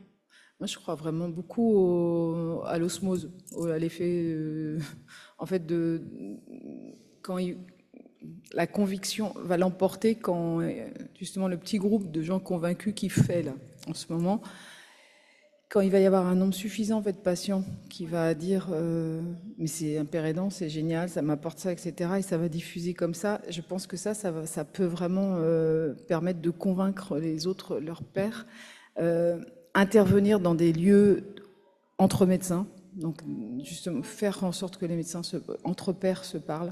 Ça, je pense que c'est assez important. Et puis nous, on travaille aussi au niveau de la formation, c'est-à-dire que là, on a travaillé l'année dernière sur l'enseignement par simulation en psychiatrie. Donc c'est sur l'entretien en psychiatrie. Et on a fait en sorte que le débrief soit animé avec un professionnel de santé et Yanis, des formateurs usagers, pour pouvoir donner aux internes une autre voie et une voie complémentaire sur ce qui... l'enseignement par simulation, c'est des étudiants qui simulent un entretien avec une personne qui arrive en crise et l'étudiant qui doit passer, et le médecin, il simule le médecin et il doit donner des réponses, etc. Et il y a un débrief, et d'habitude, c'est toujours les médecins, en fait, enseignants, qui débriefent avec leur grammaire, etc. Et là, il y avait vraiment l'idée d'apporter la perspective des patients quant à la situation et avec ce qui a été dit. Et ça a vraiment été très, très apprécié des étudiants. Celui-là, j'ai les évaluations, donc très apprécié des étudiants, très apprécié des enseignants et aussi des formateurs. Mais c'est vrai que la question, ce que vous disiez des émotions, revient régulièrement aussi parce que finalement, les enseignants, enfin, c'était assez marrant, les usagers formateurs étaient assez à l'aise à parler des émotions qu'ils voyaient se diffuser là, d'une façon très commune, en fait. Alors que tout de suite, le médecin va reprendre un vocabulaire de thérapie face à une émotion que le patient aura jouée, etc. Et ça il y a vraiment des discours et des qualités de discours qui se croisent et qui s'entremêlent, qui permettent ça. Et c'est clair que c'est vraiment nécessaire au niveau de l'enseignement. Et en France, on est en retard. Aujourd'hui, il n'y a pas l'enseignement sur le rétablissement en santé mentale ne se fait pas dans les universités, dans le cursus universitaire. C'est ça. Mais peut-être, moi je sais que moi je suis patiente partenaire à l'Université de Montréal. Ouais. Puis le programme d'approche patient partenaire, je le trouve merveilleux pour sensibiliser les futurs. Ça arrive, mais on n'a toujours pas des grandes d'évidence sur le patient partenaire. C'est pas moi l'Université de Paris, la médecine en Paris, c'est pas acté quoi. Donc c'est des petits, toujours un petit DU par-ci, un DU par-là, etc. Mais c'est pas là que ça se passe. C'est ce que fait le Montréal. C'est dans les premières années d'amener en stage les étudiants, au lieu de leur faire apprendre à ingurgiter. Nous en France, ils ingurgitent de l'anatomie, de la physio, de pathologie par cœur pendant des heures et des heures et des heures. Et le samedi, ils vont se détendre en buvant et en s'éclatant la tête. Et puis ils retournent avant un an. Et on sait aujourd'hui, par exemple, que les études sur l'empathie, quand les étudiants en médecine arrivent, ils ont une empathie qui est comme ça, qui chute de façon drastique au bout de 2 ans pendant qu'ils arrivent et qui ne remonte jamais. Donc il y a quelque chose à faire et le patient partenaire permet de les amener dans les premiers niveaux. Mais c'est pas le cas du tout en France. On est loin, on est vraiment loin. Il faut pas. Et méfiez-vous des Français qui vous disent c'est super parce que c'est pas vrai.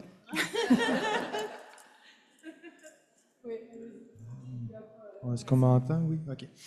Dans le fond, j'avais une question. Je ne sais pas si c'est mieux pour l'autre atelier ou celui-là. En tout cas, je vais poser ma question pareil. Je voulais savoir, c'est quoi l'implication ou s'il y a une implication entre les pères aidants et les recherches au niveau de la neuroscience? Je ne sais pas si ma question est claire.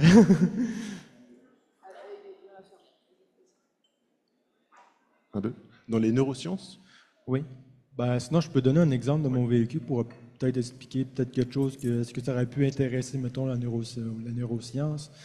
Moi, quand j'ai fait ma psychose induite en 2016, dans le fond, j'ai pu remarquer, en fait, que quand j'avais des délires paranoïaques, par exemple, je voyais des voitures noires, puis je pensais que j'étais poursuivi par les hommes en noir et tout ça. Puis, quand j'avais réussi à réguler tout ça, j'avais comme eu cette réflexion-là, me disant qu'on dirait que la psychose, si je prends ça comme une entité à part dans le cerveau, c'est comme s'il va chercher de l'information dans le système mémoriel, dans le sens que j'avais déjà lu des affaires sur le paranormal, les hommes en noir, puis tout ça. Puis je me disais, j'ai comme l'impression que cette psychose-là va venir chercher ces informations-là pour les remettre comme en importance, puis créer comme une espèce de phénomène de surcroyance et qui va tout influencer les émotions, les pensées, puis les mettre tellement en avant-plan qu'à un moment donné, moi, dans ce que je regardais à l'extérieur, ça faisait tout de suite cette association-là. OK, mon cerveau va chercher cette information-là, je vois quelque chose qui correspond à cette information-là et je vais avoir une peur irrationnelle là-dessus. Là. Fait que là, mon comportement allait suivre, puis tout ça. Puis je dois avouer que j'ai été capable de gérer sans médication et ça a été très complexe parce que ça a été toujours une espèce d'exercice de voir, OK, la pensée, qu'est-ce qu'elle fait au niveau du comportement et quelles conséquences qu'il va y avoir. Donc, toujours une espèce de, quasiment une espèce de chercheur, là, tout le temps de voir, OK, c'est quoi les conséquences de ça, c'est quoi cette croyance-là, quelles conséquences qu'elle va avoir, est-ce que c'est fonctionnel cette croyance-là, par exemple, parce que, quand on vit dans un délire quelconque, même mystique, oui, il y a des parties de croyances qui nous appartiennent à nous, comme moi, j'ai la spiritualité supramentale ou peu importe. Il y a plein d'affaires que, déjà d'avance m'intéressaient, mais je voyais que la psychose, elle, allait chercher certaines informations comme ça pour m'induire justement dans des conclusions erronées qui allaient m'emmener dans des problèmes aussi. Comme par exemple, j'ai été tout nu dans le boulevard Talbot à Chicoutimi, fait que c'était comme... OK, on est loin, on est loin de la chose comme étant fonctionnelle. Donc, c'est ça, je me demandais, est-ce que la neuroscience s'intéresse aussi un peu comment est-ce que ça s'interprète dans le cerveau, tout ça, puis est-ce qu'il y a des approches qui naissent de tout ça? Vous êtes trop en avance. On y arrive. On va y arriver. On a rencontré le chef de pôle de Neurosyntane il y a 10 jours avec mon collègue Aurélien qui sera au prochain atelier avec Yanis. Lui, il a tout, il est OK, il est open. Il dit, nous, on veut travailler avec vous, etc. Donc, en fait, la possibilité d'amener votre réflexivité là dans des recherches cliniques neurosciences, ça, pour moi, ça ne peut passer que par l'apport des sciences humaines, des sciences sociales. Parce que donc ça veut dire que ce soit des équipes neurosciences qui comprennent déjà ou être ouvertes aux sciences humaines et aux sciences sociales pour pouvoir, en même temps, on embarque de façon un peu anonyme, sans trop leur dire, on embarque le savoir expérientiel en même temps. Et c'est ça, moi je mets vraiment, bienvenue, mais bienvenue dans le monde de dans 10 ans. Ils sont pas prêts encore, donc on y va, quoi. Mais par exemple, le directeur a dit, allez-y. Maintenant, on a un travail, et ça va être Yanis avec Aurélien, il va falloir aller les convaincre et aller convaincre les chefs de service en dessous de lui. Mais déjà, avoir lui, son accord, c'est juste incroyable. Mais c'est pour moi, la science hybridée, la nouvelle science, créer des nouveaux savoirs, c'est exactement ce que vous dites. Olivier, tu veux dire Oui, juste dire que c'est le même problème partout, le même problème, disons c'est la même logique partout avec les neurosciences, c'est-à-dire que il faut arriver à donner un sens disons, aux sciences cognitives en général, parce que effectivement, il y a une vision restrictive des neurosciences qui est juste l'appareillage, l'imagerie, et donc avec ça, on ne voit que l'intérieur. Donc il faut forcément des variables extérieures. Donc c'est ce qu'Emmanuel citait tout à l'heure avec les PROMS ou les PREMS, Patient Recorded Outcome Measurement ou Patient Related Experience Measurement. Il faut des variables que nous, en sciences de l'éduc, en sciences humaines, en tout ce qu'on veut, en psycho, on étudie pour que les neuros puissent raccorder ce qu'ils voient au monde réel, quoi. Et dès qu'on fait rentrer les sciences humaines, effectivement, il faut faire rentrer le savoir expérientiel, quoi. Et Emmanuel a complètement raison, il y a ce cheminement à faire. Il faut surtout aider les neuroscientifiques à savoir que le monde réel existe, quoi, en dehors de l'appareillage, quoi. Oui, si je peux conclure là-dessus, c'est vrai que vous avez 10 ans d'avance, qu'il faut attendre 10 ans. En fait, il faut y aller, il faut aller les pousser dans ce sens-là. Faisons un workshop là-dessus avec Aurélien et Yanis international. Il faut le faire, quoi. Il faut lancer des choses là-dessus parce que c'est pas attendre les médecins. Oui, puis ça peut aider ces pauvres neurologues qui savent pas ce qu'ils font de toutes ces couleurs. C'est vraiment joli.